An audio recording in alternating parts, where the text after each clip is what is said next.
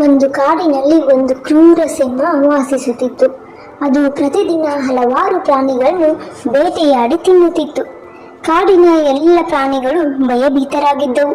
ಒಂದು ದಿನ ಪ್ರಾಣಿಗಳು ಸೇರಿ ಸಿಂಹದ ಬಳಿ ಹೋಗಿ, ಸಿಂಹರಾಜನೇ, ಪ್ರತಿದಿನ ನಾವು ಒಬ್ಬ ಪ್ರಾಣಿಯನ್ನು ನಿಮ್ಮ ಊಟಕ್ಕಾಗಿ ಕಳುಹಿಸುತ್ತೇವೆ, ದಯವಿಟ್ಟು ಉಳಿದವರನ್ನು ಬೇಟೆಯಾಡಬೇಡಿ ಎಂದು ವಿನಂತಿಸಿಕೊಂಡವು. ಸಿಂಹ ಅದಕ್ಕೆ ಒಪ್ಪಿತು. ಒಂದು ದಿನ ಸಿಂಹದ ಊಟಕ್ಕೆ ಒಂದು ಚಿಕ್ಕ ಮೊಲದ ಸರದಿ ಬಂತು. ಮೊಲ ಬಹಳ ಬುದ್ಧಿವಂತವಾಗಿತ್ತು.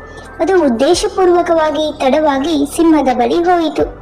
ಕೋಪಗೊಂಡ ಸಿಂಹ, ಇಷ್ಟು ತಡ ಏಕೆ ಎಂದು ಕೇಳಿತು. ಮೊಲ ಹೇಳಿತು, ಮಹಾರಾಜನೇ, ನಾನು ಬರುತ್ತಿದ್ದಾಗ ಇನ್ನೊಂದು ಸಿಂಹ ನನ್ನನ್ನು ತಡೆದು ಈ ಕಾಡಿನ ನಿಜವಾದ ರಾಜ ನಾನು ಎಂದು ಹೇಳಿತು. ಇದನ್ನು ಕೇಳಿದ ಸಿಂಹ ಕೋಪದಿಂದ ಉರಿಯಿತು. ಅದು ಎಲ್ಲಿದೆ, ನನಗೆ ತೋರಿಸು ಎಂದು ಗರ್ಜಿಸಿತು.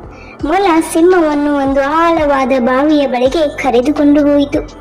ಬಾವಿಯೊಳಗೆ ನೋಡಿದ ಸಿಂಹಕ್ಕೆ ತನ್ನದೇ ಪ್ರತಿಬಿಂಬ ಕಾಣಿಸಿತು. ಅದನ್ನು ಮತ್ತೊಂದು ಸಿಂಹ ಎಂದು ಭಾವಿಸಿ ಗರ್ಜಿಸಿತು. ಪ್ರತಿಧ್ವನಿಯು ಕೇಳಿಸಿತು. ಕೋಪದಿಂದ ಸಿಂಹ ಬಾವಿಯೊಳಗೆ ಹಾರಿತು. ಆದರೆ ಅದು ನೀರಿನಲ್ಲಿ ಬಿದ್ದು ಹೊರಬರಲಾರದೆ ಸತ್ತು ಹೋಯಿತು.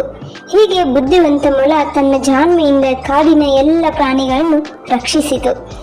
ಇದರ ನೀತಿ ಇಷ್ಟೇ, ಬಲಕ್ಕಿಂತ ಬುದ್ಧಿ ದೊಡ್ಡದು ಎಂದು ಈ ಕಥೆ ಹೇಳುತ್ತದೆ.